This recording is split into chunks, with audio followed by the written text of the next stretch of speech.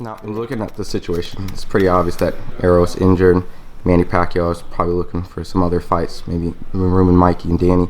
Bob's kind of mentioned Sean Porter a little bit yesterday. I know Sean and Crawford have a relationship. Would that affect anything, or is it just looking at the champions and defending the title he has?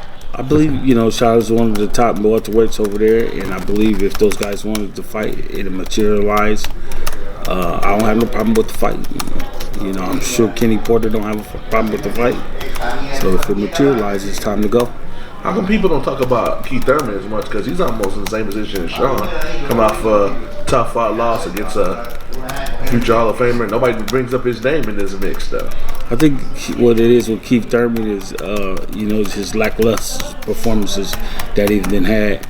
Getting beat by Manny Pacquiao, getting beat by 40-year-old man against a 29-year-old man, and then his fight before that, almost getting stopped by a D-level opponent, and it just goes to show you that he might be on the downside of his career.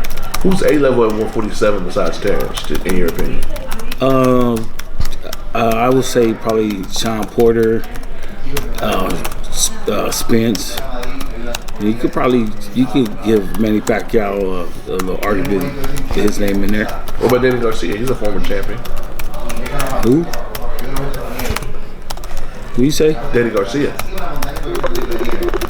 Who's that?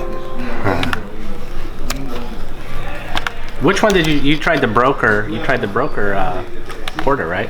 You tried to go over there and talk to them and try to get that done a little bit on the. I tried it behind the scenes a little bit. No, I never tried that. I tried with Spence now. Just Spence? Yeah. Bob said you did some stuff with Porter. No, I haven't talked to Porter in a couple months. Oh, okay. What did you back then? Though you did talk about a fight, and there was something about their friendship that was at play. No, somebody asked me a question. I forgot who it was. Asked me a question. I don't know, where was it at? And I said that, hey, if the fight materializes, let's go. No, I never called his dad and said, hey, let's make this fight happen.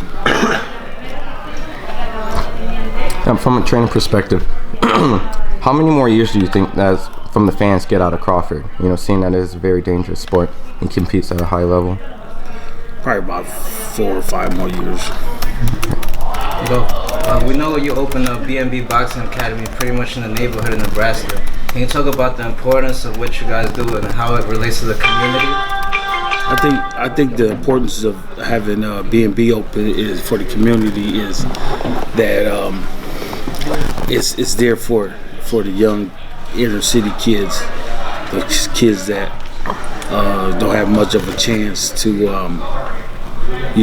much of a chance in life. Maybe they just dealt the wrong hand when they was born, or just relatives going to jail, or just seeing drugs, alcohol, gangs, and all that. And it's an outlet. It was there for me, so I put it there for somebody else. Somebody else comes. Do you think people don't realize that what Terence is accomplished in the game of life? Hey, he's really winning in life, and it wasn't set up for him to be on this stage, but he fought through adversity and did what he needed to do to build that bridge and be an example for future people. Yeah, people don't talk about that much. Yeah, because they always talk about Spence. That's all they talk about. And then all the things that he accomplished in life and did for people in their lives. And just look what he did for, just for me and the other coaches. He changed our lives and helped me put my son through college, you know what I'm saying? Get his master's.